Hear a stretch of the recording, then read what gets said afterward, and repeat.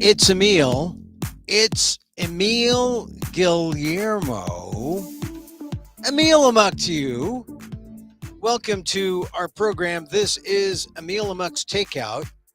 Oh, I don't have my little thing there. For some reason, it didn't show up there. The little sign that says Emil Amok's Takeout. Not here, but I do have my trusty sidekick here for this talk show. Coolantong Gong. Coolantong Gong. Yeah, I mean, he's got the Mindanao nose on the gong. He's got a smile on his face left over from Christmas. Mindanao believe in Christmas? Well, some, yeah. SeaWorld Kills is on his shirt because we know if you were thinking about going to SeaWorld for the summer, not the place to be. They still do damnable things to the orcas. It's not the place to be. Anyway, welcome to the program. And just go to My PETA Podcast and look up SeaWorld and see all the podcasts I've done on SeaWorld. Actually, I do the one with on Orcapedia. If you love the orcas, then pick up Orcapedia and see all the orcas in captivity and what they've gone through. And see how many have died and see the dreadful industry that SeaWorld still perpetrates now. And, you know, they're moving toward rides and food, trying to make it fun, but it's not fun for the orcas. Still, I assure you of that. Anyway, we're just sidetracking a little bit. That's the Lanyap section. We're here Monday through Friday, 2 p.m. Pacific live. A slightly delayed start because of, blame the internet. Always blame the internet. But actually, I can blame a lot of news. There's a lot of interesting news. Well, first of all, the first big bit of news is coming out of Washington, D.C. I don't know if you saw this, but there have been big protests in Washington, D.C. And the latest has been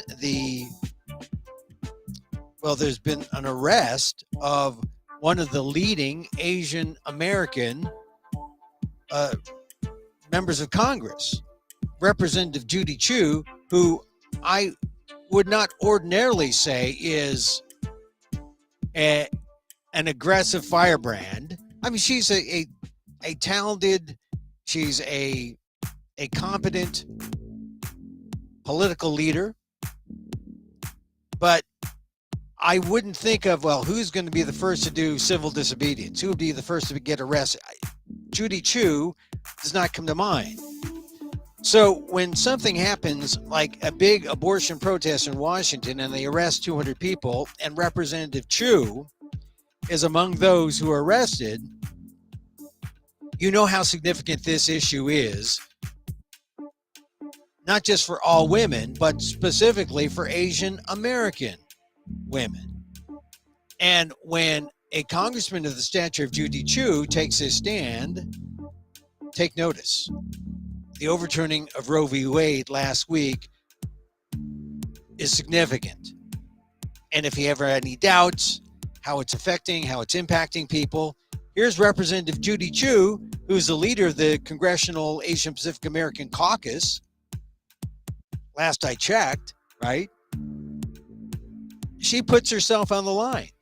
Civil disobedience. This is what Representative Rep.Chu does. Now, of course, if you look at her background, you say, come on, Emil, of course she'd do this. I mean, she's the one who introduced the Women's Health Protection Act, which would codify Roe into law. And of course, if that's her belief in terms of policy, she'd be out there for a Planned Parenthood civil disobedience rally on the Capitol grounds. And there she was. I'm surprised, actually. I'm surprised only because I know Rep.Chu every time I've met her to be pretty no-nonsense, straightforward, but not necessarily the civil disobedience type. But she released a statement. She said that when she first heard about the overturning of Roe, she immediately thought of who would be most harmed by this decision. a young girl who is a survivor of rape, a woman who cannot afford to travel to another state to access critical care, an expecting mother with an ectopic pregnancy whose life is in danger because she cannot have an abortion. So when I think of all these women and more, the decision to join in a peaceful demonstration to make clear we will not allow the clock to be rolled back on abortion rights was easy. We are in this together and we will not back down or be silenced. Hey, if you want to know as an Asian American, as an Asian Pacific American, how to respond to Roe v. Wade, if you've been kind of on the fence, waiting for a leader to go forward and be a model, Representative Chu is leading the way. She participated in an act of civil disobedience and got arrested among 200 other people at the Capitol today. Just within the last hour, it broke. She released her statement. That's the kind of thing. I mean, this show is a show for Asian Americans. I call this the micro talk show of the AAPI and the AAXs, but in truth, because we talk about issues that are important for everyone who live in these United States, it's really for the ALLs, all's the rest of you. This show pertains to all, but we have a particular Asian focus because we don't usually hear what Asian Americans are about, what Asian Americans think. No one ever asks, which is why I asked WDAAAT, what does an Asian American think? We tell you how an Asian American thinks, what an Asian American has on his or her mind, and what an Asian American is willing to do for their beliefs. We see it today. Representative Chu, California, out there. She's the one who introduced the measure that would codify Roe in Congress. Now we got to build up some steam to get people to get that passed. We got Joe Biden in Europe today at the NATO conference during an exchange with the media, saying he would look for the Senate to end the filibuster in order to get the codification of Roe passed into law. So now we've got the machinery in motion. We got the president, we got the member of Congress, now we need the Senate, and we need the people. We need the people because these leaders don't act unless they know that this is what the people want. I mean, it's kind of a crazy thing. I mean, I'd like to say, oh, it's the courage of these leaders, these political leaders, that, you know, they go out there on the limb and then you follow. But unfortunately, it's more the other way around because people are seeing just the terrible consequences of overturning Roe v. Wade. Most people are saying, yeah, Roe, it's settled law. What the heck is the Supreme Court doing? And so because more and more people are coming out saying, we got to do something about Roe, now you see the politicians going into motion, and it's about time. It's about time because truth is, Democrats have known that this was going to happen to Roe. And what have they done? I suppose they were just waiting. But now they're getting the message. Now we're seeing it. And if you, as an Asian American, as I said, have been on the fence, the path has been cleared to take action. Representative Chu got arrested today. That tells me a lot. So Roe is top of mind. You know, the Supreme Court has done it. right, last week. So we, as the people, we're responding. This is the way it works. We don't dwell on what the Supreme Court did. Now we figure out, well, what can we do as a people? And I mean men and women. I mean the entire populace. I mean Asian Americans in coalition with all these forces that want to make sure that Roe can be somehow, or abortion, or pro-choice can somehow be codified so that we can overturn the overturning. But you see how important the Supreme Court is. And that's why the other thing today that is big news is after 233 years, the 116th Supreme Court justice was sworn in. It was none other than Ketanji Brown Jackson. Now, if you go to my columns on the ALDEF blog, the Asian American Legal Defense and Education Fund, aldef.org/blog, you know, I've been praising Biden's selection of Ketanji Brown Jackson since the very first moment, through the hearings, through the confirmation. And we've been waiting for this moment for the swearing in. And the swearing in is important because this is, I mean, it's such an important role, right? And we're still somewhat outnumbered if you want to count up, who's the conservatives and who are the liberals in terms of how policy is passed. I mean, it's either 6-3 to the extreme or 5-4. Three basic liberals joined by a conservative for a fourth. Today is important because Justice Stephen Breyer hung it up.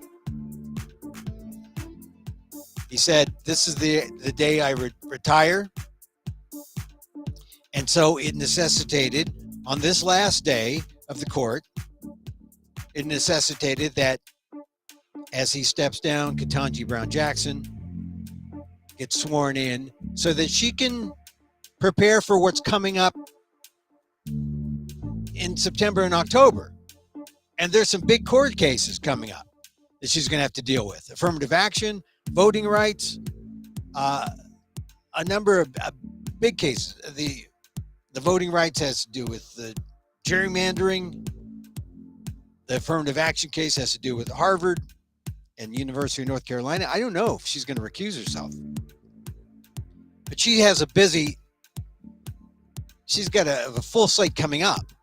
And there are a number of issues today that I'm going to get to. But as big as some of those rulings, there were 2 rulings today that were announced.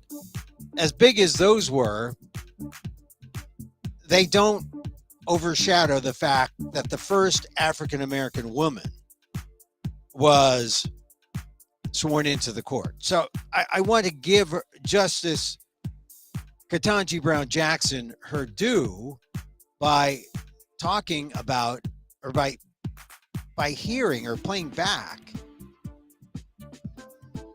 her being sworn in. Now, the first you're going to hear from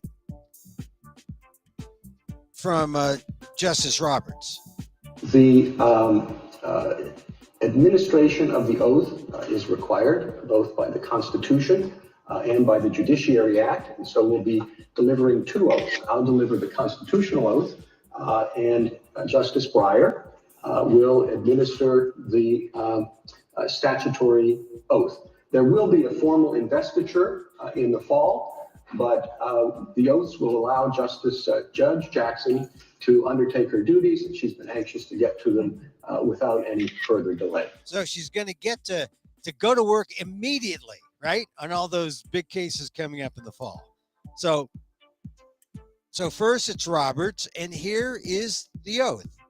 I, Ketanji Brown Jackson, do solemnly swear that I will support and defend the Constitution of the United States against all enemies, foreign and domestic.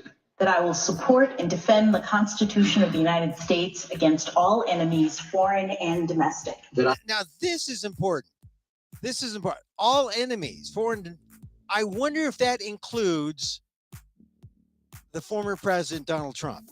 Keep that in mind, because and keep January 6th in mind, because I think that's an important thing, as she says this constitutional oath. I will bear true faith and allegiance to the same. That I will bear true faith and allegiance to the same. That I take this obligation freely without any mental reservation or purpose of evasion. That I take this obligation freely without any mental reservation or purpose of evasion. And that I will well and faithfully discharge the duties of the office on which I'm about to enter. And that I will well and faithfully discharge the duties of the office on which I am about to enter. So help me God. So help me God. Now, you might wonder, all right, I get the constitutional thing. We have God references all throughout in our government. Is this just a kind of like a salutation, so help me God? Or is it really, so help me God? You know that she believes in God, but we are a country where we believe in religious freedom. So I just wonder, I guess you have to include that, so help me God. But it's one of those things that struck me. I mean, all the other things, yeah, take this obligation freely without any mental reservation. Is she thinking, oh, I don't really belong here? I hope not. She does belong. I will bear true faith and allegiance to the same. But remember that she will support and defend the Constitution of the United States against all enemies, foreign and domestic. Remember, I'm wondering if that includes number 45, the former president, Donald Trump, because it should. All right, so now Justice Breyer comes up, and one of his last acts is to administer not the constitutional oath, that was Chief Justice Roberts. This is the Judiciary Act oath, the so-called the judicial oath. And here is that. The judicial oath. Will you raise your right hand, please? Thank you. I, Ketanji Brown Jackson. I, Ketanji Brown Jackson. Do solemnly swear. Do solemnly swear. That I will administer justice. That I will administer justice. Without respect to persons. Without respect to persons. And do equal right. And do equal right. To the poor and to the rich. To the poor and to the rich. Now notice this is the judicial or the Judiciary Act's oath, and how they go even further than what the constitutional oath. I mean, I will administer justice without respect to persons, without respect to, she will administer equal rights to the poor and to the rich, to all. It spells it out. So you got to wonder about this. I mean, every justice who's currently serving had to speak this. And I'm wondering about the 6 who rule today. And if they were serving both the rich and the poor, if they were serving justice or administering justice equally.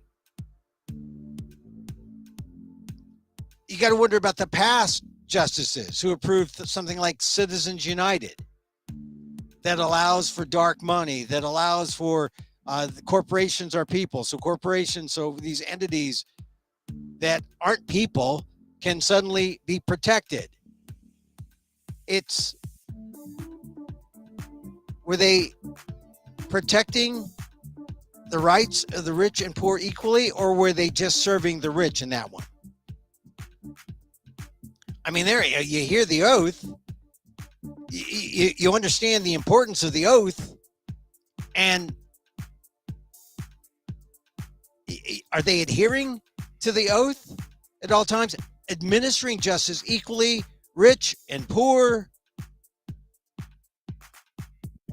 I wonder. Consider the oaths and consider the actions. And I'm wondering about especially courts that are weighted conservatively.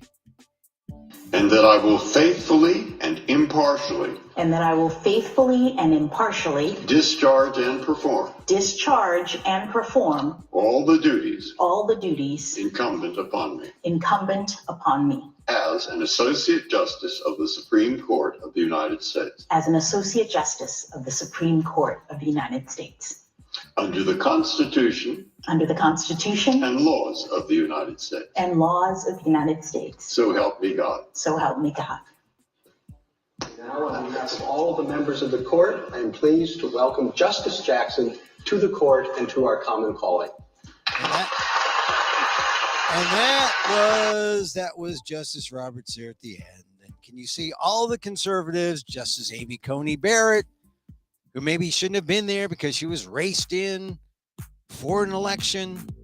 She wouldn't have been there if it was another president from another party. Or how about Gorsuch? Or how about Kavanaugh, who may not have been on there? You know, if that sex thing, bothered enough people. Gorsuch, if it wasn't held up by McConnell. So,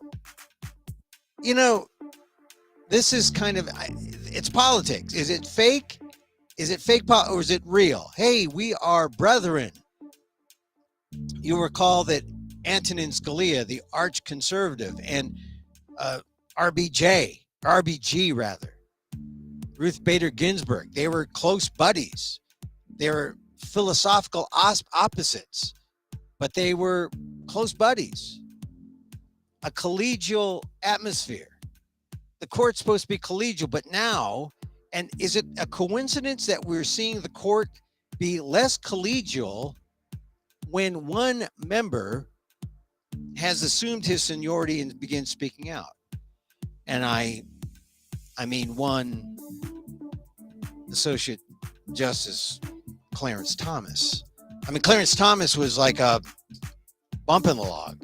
He was just there. Never said anything for years. Started saying some stuff now. Of course, he didn't say the word recuse when he should have, when things that concerned the country, that also concerned his wife, would have made him, or would have questioned if there was a conflict of interest. I don't know. He didn't recuse, but he started speaking out just within the last couple of years.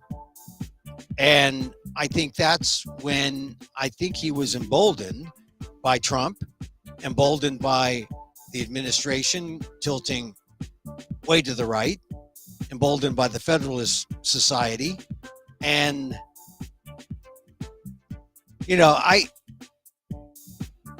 it's really caused people to have a jaundiced view of the court, a jaundiced view of how the court isn't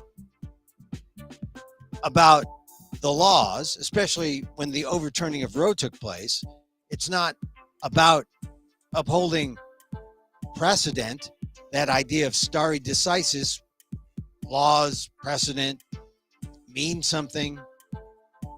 But instead, as soon as the numbers change, stare decisis, 50 years of Roe, out the window.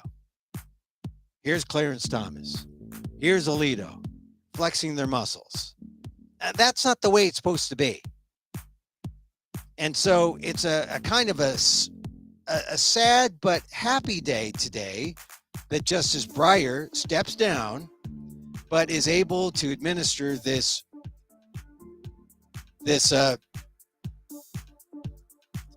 oath.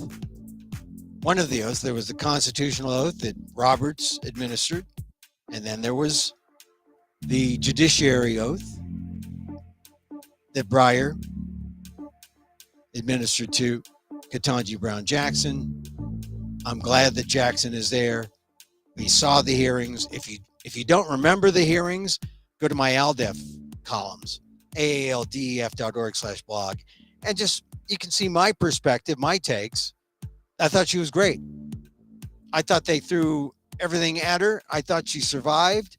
She's going to make a great Supreme Court justice, the 116th the first African-American woman. That's how many it took. It took 116 swings at the bat to get an African-American woman. 233 years. Congratulations to Judge Brown. She's needed. Someone's got to take up. She clerked for Breyer. Now she takes over. She's needed. It would have been nice if Breyer was still on and Ketanji Brown Jackson was a colleague at the same time, because if you saw the rulings today are kind of like, they're head scratchers. You want to say, well, on the first one, on the EPA, is a real loss, because it has to do with, does the EPA have the right to regulate power plants? And apparently in this lawsuit, the justices said no. Now, wait a minute. The EPA, they've got experts, they're not just rubber stamp type people. They've got expertise. They know what they're doing with in terms of regulating power plants, in terms of making sure we have the right kind of laws that will keep us in compliance with, all climate change, notions of climate change, how we can, and the only compliance is that how we can have industry that doesn't overpollute, that doesn't contribute more to the climate change problem than we can handle. And here's the justices saying, no, the EPA does not have that right. That should be Congress's right, unless it's expressly stated that the EPA has a right. They have no business in essentially over-regulating. That's Congress's right, which makes you wonder, is Congress, the way it's set up currently, in the kind of divided way, is it going to take action to work on climate change? No. Is the EPA going to take action for climate change? Maybe in a Democratic administration. But now the Supreme Court justices say, no matter what the administration, that's not the EPA's role. The EPA's role isn't regulation? No, that's Congress's right to make law. And you see how this is troubling? Go back to the oath that we played back for Justice Ketanji Brown Jackson, that all the other justices took. Are they fairly applying the law to serve both the rich and poor, or only the polluting corporate interests who do not want regulation? Fair question. Saying the EPA cannot regulate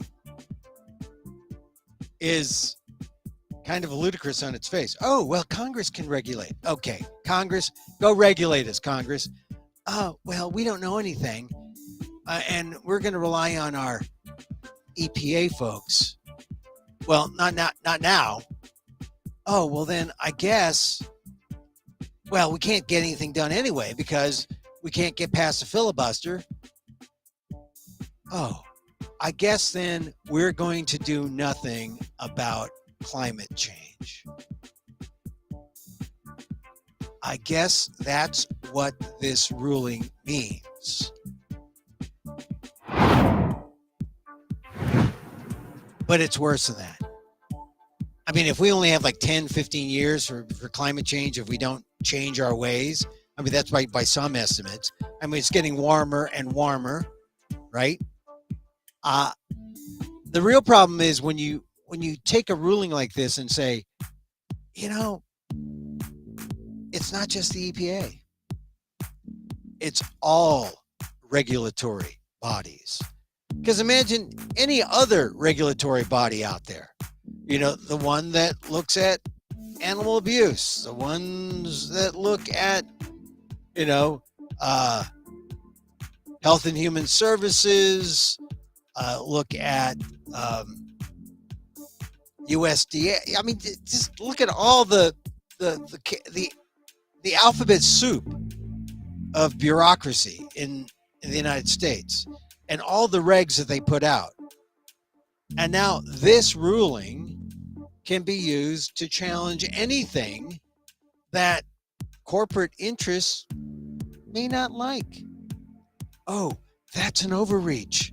That's to say a regulatory body can do, that's an overreach. Essentially, what the Supreme Court has done is say, we're the arbiters.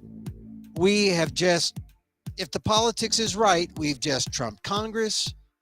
If the politics is right, we just trumped the executive branch. We're the final say. The 9 justices who stay on the court for life terms. Does it sound like we've got a broken system somehow? Somehow the checks and balances just got, like someone just put that dial way out of whack? Because that's what it sounds like to me. So the EPA rule, don't think, oh, it's nothing. It's something. It's big. And we will see the effects of this for a long time. I just want to consider the oath that the judges took. You heard the oath today. We were refreshed in our memories of what the oath said. Is justice being administered fairly for the rich and poor? I would suggest not. So we got that ruling. Now we got the Texas ruling. The Texas ruling about remain in Texas and Trump, or remain in Mexico. That's what Trump did. It was like a January 2019 idea. If you're coming across the border and you want to seek asylum, they were turning them away at the border, saying remain in Mexico. Biden wanted to stop that, and the case went all the way up to the Supreme Court. The case didn't, I mean, the court did not definitively say that it was a victory for Biden. Although the Biden folks are saying, yeah, it's a victory. It's just, it kicks it back down to the lower court, and the lower court has been hostile to Biden. And that means it probably will not end up being favorable. We'll have to see. But for now, it looks like Biden is right to question it and to end it. He can end it, but it's up to the lower court, and we'll see what the lower court does. Traditionally, the lower court in Texas, where this case comes from, has not been friendly to Biden. So we'll just have to see. We'll have to see. But once again, the court's being kind of cagey and political, and they know how the policy wheels are turning or not turning, and they know how to get a decision the way they want it. And if they know that court, that lower court, generally speaking, is not favorable to Biden, then they've just kicked it down and said, you guys make that ruling. So we'll see. We'll see if it ends up being a good decision for the Biden administration. All right, so many other things. I mean, the big ones, though, are the Supreme Court and Ketanji Brown Jackson being sworn in, and then also the abortion case, all Supreme Court related. The other news that I want to mention today, look, everyone is like preparing to go for holiday, and a lot of people are driving. The inflation numbers have come out, and based on how you look at it, it's anywhere between 4.7, right, and 6.4%. Not good, nowhere near 2%, which is what they wanted. I'd be happy with 3%, which is what the gauge was in the 1980s for the longest time, the 80s and 90s. Maybe more so the 90s, not so much the 80s. But I don't know how long it's probably going to take a while to get to 2%. My handy dandy tip for all of you who are mad about inflation: number one, don't blame Joe Biden. You can blame the previous administration. You can also blame Russia. That's what Biden says. The war is causing the gas prices to go high, although it's also corporate interests aren't willing to take on some of those losses. So once again, it's a corporate world, and it's hurting people. The best thing I can tell people who are struggling, do what I do. I mean, go vegan, save a lot of money on meat, eggs, fish, animal meat. I mean, those prices have gone through the roof. Fruits and vegetables, they've gone up a little bit, but not as much as meat, not as much as eggs. Where am I getting my protein, Emil? Hey, did you know how much? There's a lot of protein in a potato. Did you know that? There's a lot of protein in bread. Look at the labels. You get a lot of protein in bread and none of the fat. You can make it as a vegan until inflation is curbed. I'm telling you, going the vegan way maybe, I mean, inflation may be a good excuse just to try veganism at least a couple times a week. It'll help you cut down the spending. And then as far as driving goes,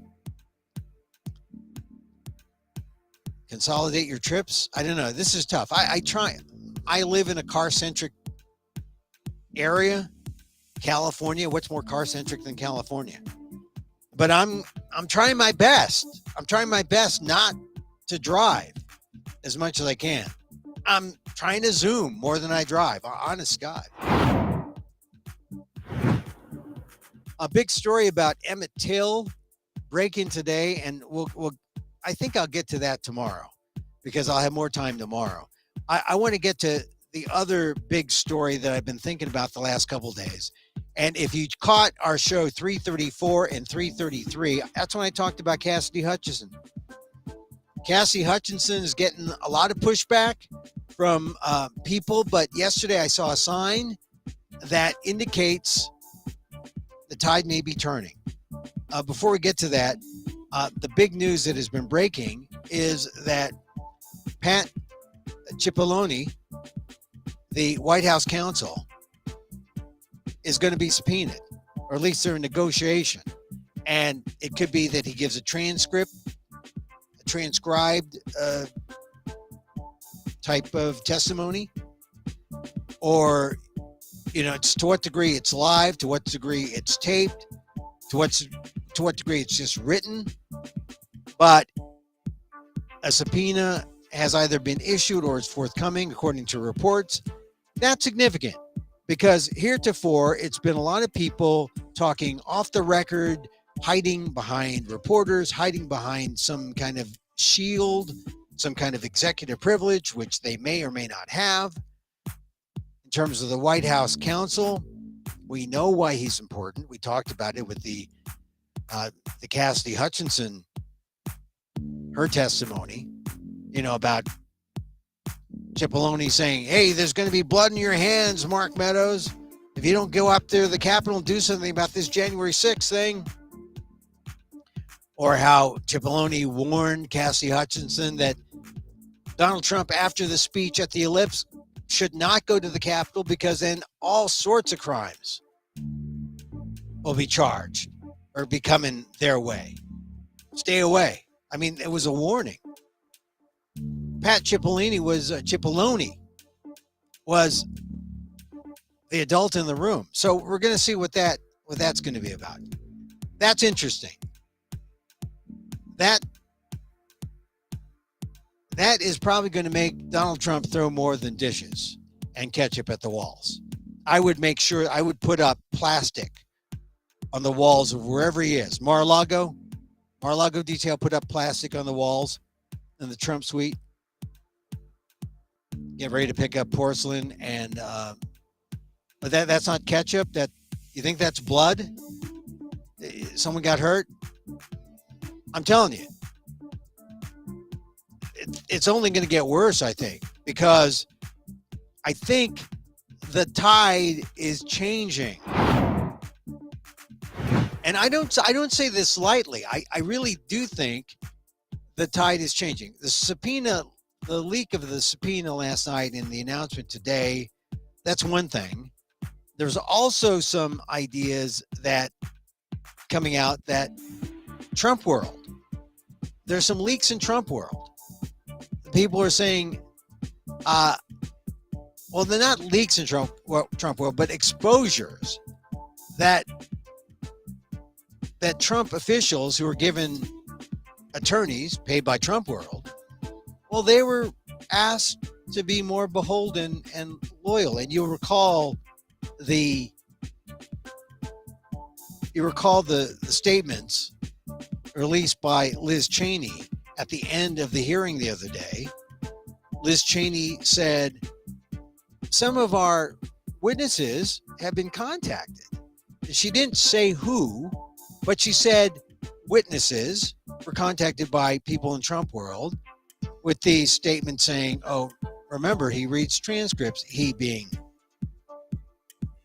Trump of Trump world. Remember, he's loyal to you, be loyal to him. I mean, all that kind of language was put out at the hearing. And it appears now that the people who have received those kinds of Trump world warnings, one of them appears to be no less than Cassidy Hutchinson. So, all the attorneys who've been on all the shows have said, that's the low-hanging fruit. The idea that there's witness tampering. Witness tampering. You can prove that. And it's every bit as serious as sedition, but easier to prove. And it appears they've got the goods. So they say, will the other shoe drop, or will the other porcelain ketchup lathered plate bounce off some kind of wall in the proximity of Donald Trump? I mean, that's how serious this is. And I would have to say things are coming along swimmingly. I mean, they are coming along swimmingly if you're interested in getting the truth. I mean, some people think, oh yeah, we got the truth. We got the truth, or signs of the truth at the hearing the other day from Cassidy Hutchinson. But look, I mean, people are saying, look, a lot of what you heard it still qualifies, most of it, as hearsay. Some of the things were direct conversations she had, and she was like seconds away from the Oval Office, and she was behind the scenes at the ellipse for the speech there. So it's not total hearsay. But, you know, Donald Trump, who, I mean, if we're talking about criminality for Trump, you know, he's going to say things like, oh, well, show me where I said this in an email. It's his hearsay. It's irrelevant. He knows how to play this, and he will play it that way. And there will be a lot of I don't recalls, all that stuff. That's to be expected. But the thing I heard yesterday that was very, very positive about all this, Liz Cheney went out to California, and she came here to deliver a speech at I believe it was the Reagan Library. It was on C-SPAN. But if you only seen excerpts, we're going to do enhanced excerpts now. or at least a couple. But I think this is a crowd of Republicans she's talking to. Mostly Reagan Republicans, but they were Trump Republicans. The California Republican Party is filled with Trump operatives. I mean, Steele, right? Michelle Steele, who is the congressman running against Jay Chen. She's married to a Republican operative. Michelle Steele, Korean American. If you're Asian American and are wondering, should I vote for Michelle Steele or Jay Chen? Check out Jay Chen. Check out Jay Chen.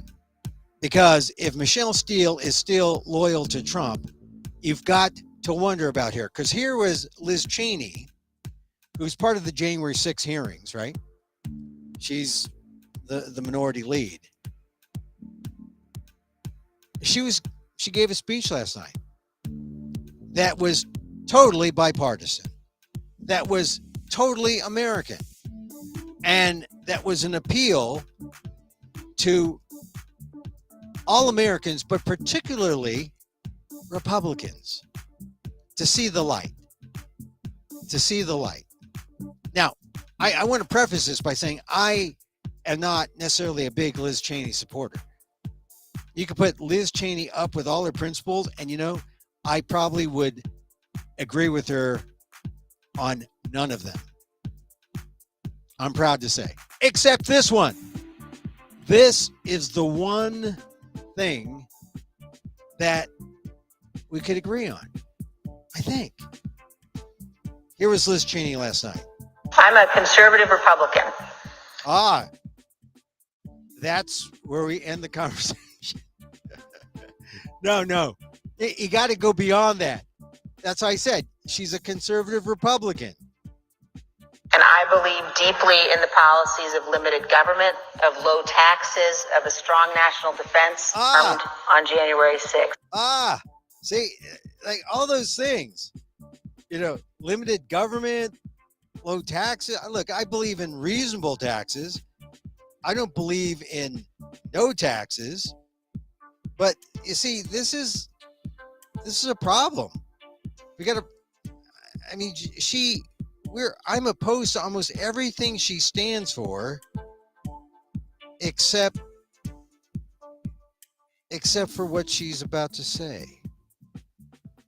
So here she is. I believe that the family is the center of our community and of our lives. And I believe those are the right policies for our nation. Even my dog believes that. But I also know that at this moment, we're confronting a domestic threat that we have never faced before. And who do you think she means? Mr. Orange. He's less orange now. He's kind of yellow, to my dismay. But and that is a former president who is attempting to unravel the foundations of our constitutional republic. And he is aided by Republican leaders and elected officials who made themselves willing hostages to this dangerous and irrational man. Listen to that. She's calling Trump out. Well, you know, she's head of the January 6th committee, or on the minority side.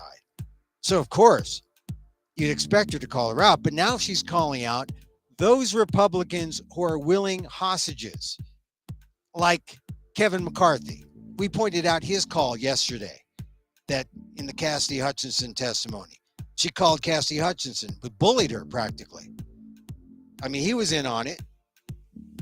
Said, Trump, don't come to the Capitol. Trump still wanted to come to the Capitol. So here's Liz Cheney saying that the former president is attempting to unravel the foundations of our constitutional republic, and he is aided by Republican leaders and elected officials who made themselves willing hostages to this dangerous and irrational man.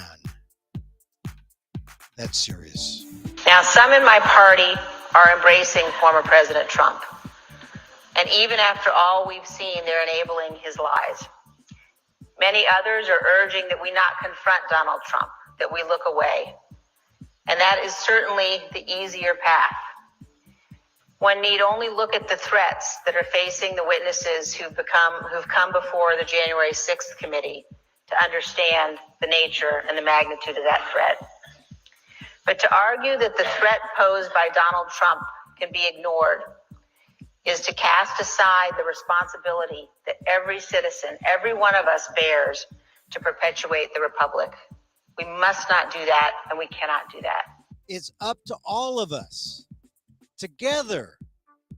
I mean, that really is it. She's calling out the Republicans because she knows she has no problem with the Democrats, right? The Democrats want Trump out.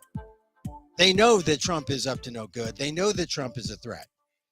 But now she's saying, you willing hostages, you Republicans, you can't cast aside the responsibility that every citizen, I mean, there are non-citizens who know how crazy Trump is. Now we need all the citizens, every one of us bears this responsibility to perpetuate the republic. We can't ignore the threat to our democracy. That is Donald Trump. Pretty powerful. I mean, like I said, you line up Liz Cheney and all her principles, and not a one I believe in, except this one, that the the rule of law means something in our democracy. While the enemies of freedom grow stronger day by day, no party and no people and no nation can defend and perpetuate a constitutional republic if they accept a leader who's gone to war with the rule of law. Gone to war with the rule of law. That's what Donald Trump has done. He's gone to war with the rule of law and with the democratic process, or with the peaceful transition of power, with the Constitution itself. And that's critical. He's warring with the Constitution itself, the peaceful transition of power. That, after all, is what was at stake with counting the ballots on January 6th, the whole act of Congress that the insurrectionists tried to obstruct. With the January 6th, as the full picture is coming into view with the January 6th committee, it has become clear that the efforts Donald Trump oversaw and engaged in were even more chilling and more threatening than we could have imagined. As we have shown, Donald Trump attempted to overturn the presidential election. He attempted to stay in office and to prevent the peaceful transfer of presidential power. He summoned a mob to Washington. He knew they were armed on January 6th. He knew they were angry. And he directed the violent mob to march on the Capitol in order to delay or prevent completely the counting of electoral votes. He attempted to go there with them. And when the violence was underway, he refused to take action to tell the rioters to leave. Instead, he incited further violence by tweeting that the Vice President, Mike Pence, was a coward. He said, quote, "Mike deserves it." And he didn't want to do anything in response to the Hang Mike Pence chants. It's undeniable. And there was the summary of everything about the January 6 hearings to date, that Cassidy Hutchinson came out and was the first, really the first, she's not a low level, but she's the first young person to come out there and speak out about what happened. And she had the credibility of being on the inside. And the significance, of course, is if a young person doesn't speak out, who will? All these old guys who have mortgages and have, they have a stake already in the status quo. Cassidy Hutchinson, there's no status quo for her. I mean, I understand a lot of Trumpers are having a hard time finding jobs. If you worked for Trump, you probably would, except unless you work for Trump. Unless it's almost like a cult. You're in the cult. and then you leave the cult, no one wants you because you're a cultist. And you find refuge in the cult, as many have. And now they're learning, hey, this is like, we better listen to some of these other Republicans. I mean, this is the whole idea about Liz Cheney's speech last night. Republicans, come to your senses. I mean, how much of this do we need before you say, yeah, you're right? How much of a charade are you going to put up? I mean, imagine people like Kevin McCarthy and all the other Trumpsters, Jim Jordan. I mean, honestly, we need honest Republicans who don't see black and say, oh, it's white, or don't see, the truth and then say, oh, well, that doesn't really exist. Well, wait a minute. It's right in front of your face. That's what we're talking about. I mean, we have this situation, and here's the truth according to Liz Cheney. It's also painful for Republicans to accept. Yeah, it's painful to accept you're losers, but you're not losers if you make the right decision now, because you're only losers if you follow the Trump path. But here's Liz Cheney. Liz Cheney, or as Cassie Hutchinson might say, Liz effing Cheney. Yeah, her father. Yeah, that Cheney. Yeah, Liz effing Cheney. Like, she's no saint, but she knows the rule of law. She knows the Constitution, and she knows truth and fairness. So I still keep arm's length from Liz Cheney. But when I hear people talk like her, say the things that she's just said, I applaud her. And I say, yeah, that's what's going to make America work again. And I think we all have to recognize and understand what it means to say those words and what it means that those things happened. But the reality that we face today as Republicans, as we think about the choice in front of us, we have to choose, because Republicans cannot both be loyal to Donald Trump and loyal to the Constitution. At this moment...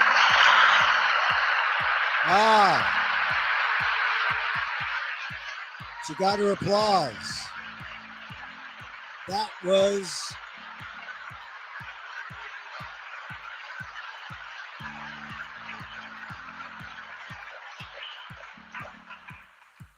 listen to that. That, when I heard the length of that applause, that convinced me that Republicans aren't stupid. That convinced me that Republicans could be talked to and could be convinced that we should be one nation again. Because only their hard-headedness and loyalty to Trump has gotten in the way. But I think yesterday's speech by Cheney is going to give people permission to say, Trump is an a-hole. We shouldn't support an a-hole. At least that's my fantasy. I mean, it's a real speech, but the reaction, I heard that applause. I don't think it was polite applause to placate Cheney. I think it was really an opportunity for some Republicans who were on the fence to say, I'm ready to leap. I'm ready to go. I don't know who the next Republican I'll support, but it ain't going to be Trump. It's not going to be 2024 Trump. Here's the thing. We already know that Howard Stern has said he will run for president if Donald Trump is nominated. We also know this. He is picked as his vice president, Howard Stern, has picked as his vice president no less a pop cult figure than Bradley Cooper. Bradley Cooper. I like Bradley Cooper. I do. Stern and Brad. Howard and Brad. Howard and Coop. They're coming at you. That is, I mean, I was surprised. I was just sort of flipping around listening to series. I used to be an old Howard Stern fan. Actually, full disclosure, I'm on page 456 of Private Parts. Just my luck. So I'm a Howard Stern fan from way back. But close in, I listen to him every now and then, but I'm surprised he wants to run for president if Donald Trump is nominated. I think the speech by Liz Cheney is enough to say, maybe if you're a Republican, maybe you're rethinking. And here's the other thing. If you're Asian American and Republican, because a lot of you are, there's about a 60-40 split. But there's a lot of Filipinos, a lot of Vietnamese, a lot of Hmong, a lot of conservative Asian Americans who support Republicans and support Trump because they want to win. This isn't about winning. You support Trump, you're a loser. You support the Constitution, then you're a winner. So that's our show for today. Hey, thank you for listening. We're here Monday through Friday, 2 p.m. Pacific live.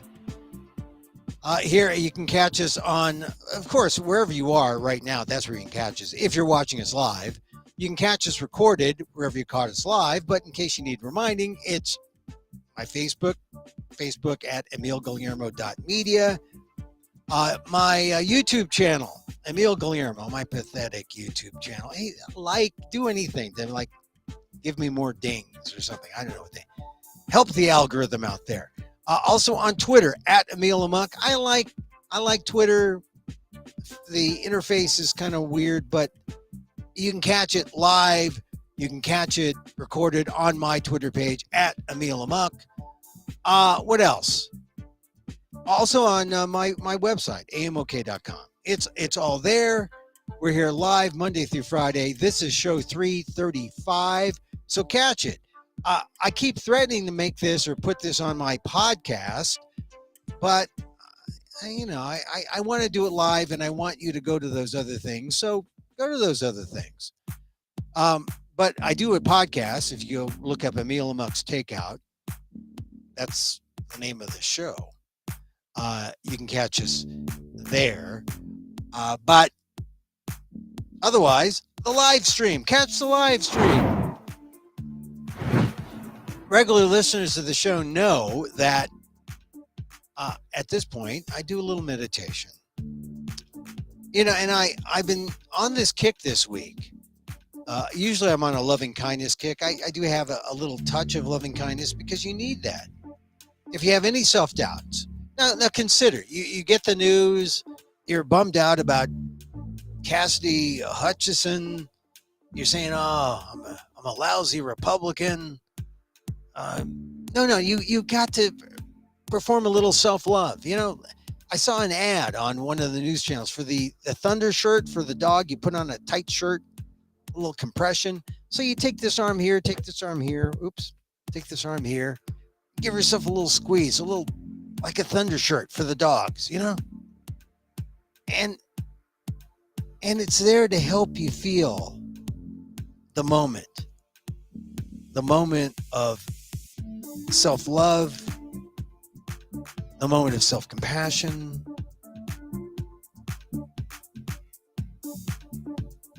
and help you realize that no matter what the mistake you made, no matter what wrong vote you casted, no matter what villainous, corrupt politician you backed or gave money to, it's all right.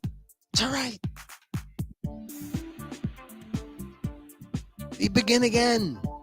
You heard Liz Cheney's speech. You can't support that guy. You support the Constitution. Support the Constitution. Support the rule of law. we're good moving forward. And so, as I wish for me, I wish for you. May you be safe. May you be happy. May you be healthy. And may you live with ease. Till tomorrow, our 4th of July getaway show. Avoid airports if you can. Catch us on all our different little replays. Emil Guillermo here. Emil, Amok to you. Mahal